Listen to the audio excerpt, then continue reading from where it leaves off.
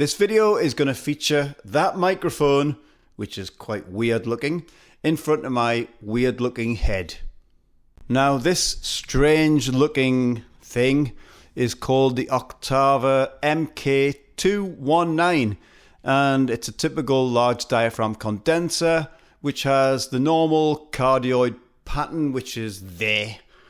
I don't need to educate people anymore on that sort of stuff. It's a mic that you talk to there, and then the sound comes out nice like this. You have a couple of switches on the other side, which are your low pass filter to take away any of that low end rumbling. And you've also got one of them pad filters which takes down the noise level to stop any potential distortion. Now, this is what it sounds like when I'm talking quite close to it. Yeah, I would definitely class this as slightly more on the brighter side, but that's okay. It's not too harsh and nasty sounding. Sounds quite okay. So if you're not familiar with these Oktava mics, you can first of all look them up. That's quite easy to do. Don't be lazy. But secondly, if you can't be bothered to do that, Oktava mics are made in Russia.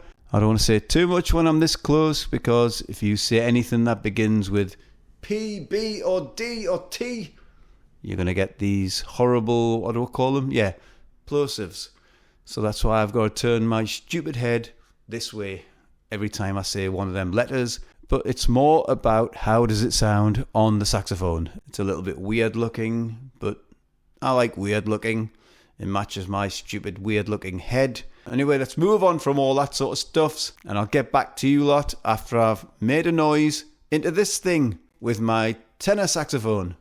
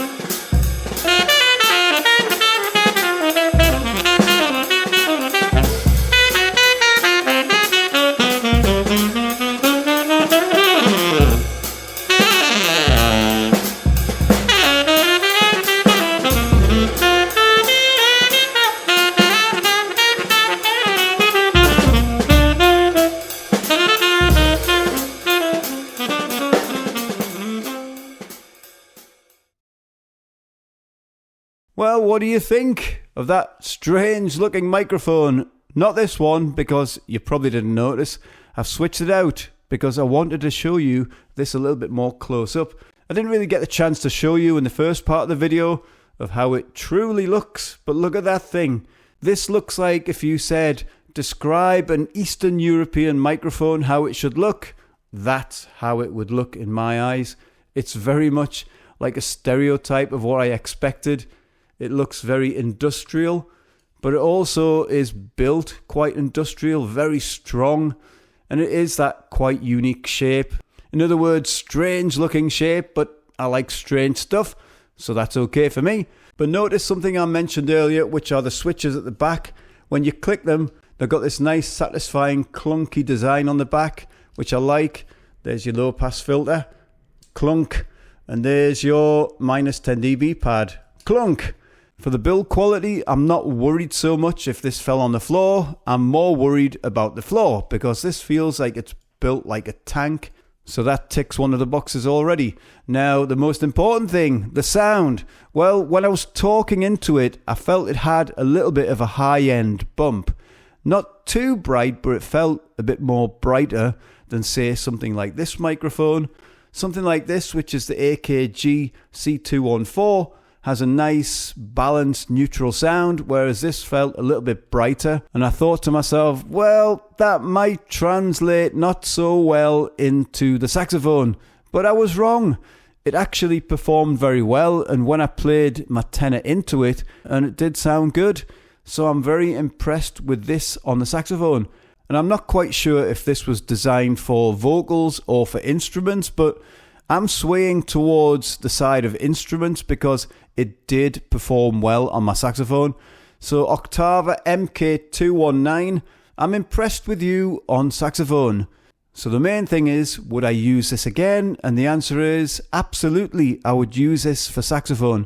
And I'm sure it would sound pretty okay for vocals. So if you're a player who doubles up as a singer and you want to record something at home, maybe something like this, a vintage Russian-made microphone might be the one for you.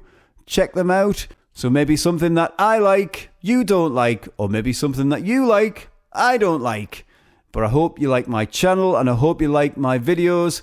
I'm just pumping them out for you lot out there. Yes, you who I'm wiggling my finger at. And you can do me a favor, get that finger, click on like. If you're new, click on subscribe because there's loads of videos there in my video bank. And anyway, you will catch me in the next video. It's officially that time of the evening again. It's called tea o'clock. And I'm going to go and get some. Dun dun dun dun dun dun dun dun dun dun dun.